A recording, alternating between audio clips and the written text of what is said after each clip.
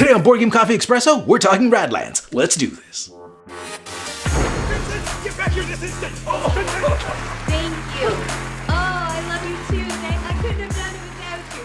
Thank you. Thank you.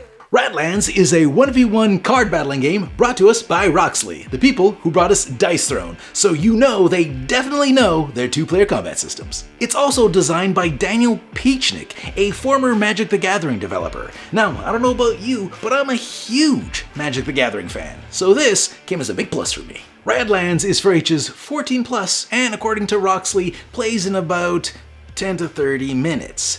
Now, in our experience, playtime has ranged between 15 minutes, Brittany got crushed, to just under 2 hours, Mark got robbed. In Radlands, each player has a camp of 3 cards that they have to defend from the constant onslaught of the opposing player. Whoever destroys all their opponent's campsites first wins. To defend your camp, you're gonna utilize a wide variety of characters with awesome powers and abilities. Like the sniper that allows you to attack whichever card you want, or the assassin which executes enemy characters instantly. The list goes on, and trying different combinations of cards is half the fun. But the camps themselves aren't without their own defenses. Camp cards also have their own super-powered rule-breaking abilities, like the labor camp where you can sacrifice your own people to restore another card. Sure, it seems harsh, but at least they get donuts in the break room. I don't know what kind of demented logic is behind the design of these cards, but it works. So keep it up. One of my favorite parts about the camp cards is just how many there are. And being that you only play with 3 of them at a time, there are so many different experiences to be had. At the start of the game, you're dealt 6 camp cards and asked to choose 3. Combo them however you like and toss the other 3 back in the box to be played another day. The sheer number of combination possibilities is awesome, and so much fun to experiment with. What's unique about Radlands is that both players share a single deck. Now, unlike other card combat games, this isn't a deck building game, or even a deck constructing game. When the game starts, each player is dealt a number of random cards from the top of the deck. How many they're dealt is based on the camps they chose. And each turn after that, they get to draw 1 additional card from the top of the deck. If they want more, they can use water to buy more. And speaking of water, that's your currency, and water is tight, so use it efficiently. When you're buying cards, you're just pulling them off the top of the deck, so unlike a deck builder, you're not choosing what you're buying. But what you buy has a couple of options. You can either use your limited water supply to play the card from your hands, or discard the card for its junk effect. Junk effects vary from card to card. They'll either let you draw another card, damage your opponent, or gain an extra water, just to name a few. Now, when you play your cards, it's either going to be a person, placed to protect your camp, or an event. Events are fun and have a wide range of uses. Some will produce punks that you can use to guard your camps, while others will just deal devastating damage to your opponents.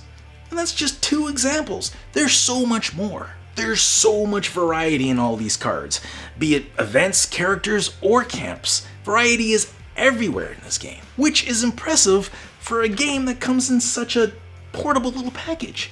Just look how slick this is. And the amount of depth and strategy you get from this little box is most impressive. The theme of Radlands is reminiscent of those dystopian futures you see in movies like Mad Max or video games like Rage. And the art used to represent this future is as amazing as you would expect from the team that brought you Dice Throne. Now, I've played quite a few games of Radlands, and although I can't say that they've all felt perfectly balanced, they were all fun. But in many cases, I think the unbalancing might be our lack of knowing. You see, each game can play very different.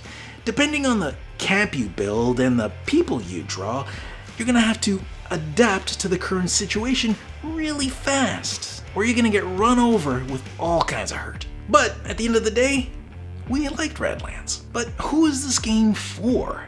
If you're a person that likes head-to-head combat games like Keyforge or Star Realms, you're probably gonna like Radlands. It doesn't play like those games, but it hits all the same chords that I enjoy. And if you're a couple that likes these type of games, you definitely have to give this a go. So if you haven't yet, check it out on Kickstarter. You won't be disappointed. Oh, and while you're there, check out those awesome playmats. I mean, I don't got one, but I definitely Want one? Thanks for joining us. If you like this video and you want to see more, subscribe to our channel. It's the best way to keep up to date with everything we do here at Board Game Coffee. But if you want to see more right now, we got plenty of videos to choose from. And if that's not enough, follow us on Instagram, Facebook, and Twitter. I'm Mark Maya, and this is Board Game Coffee. And remember, have fun, keep gaming, be social. See you next week.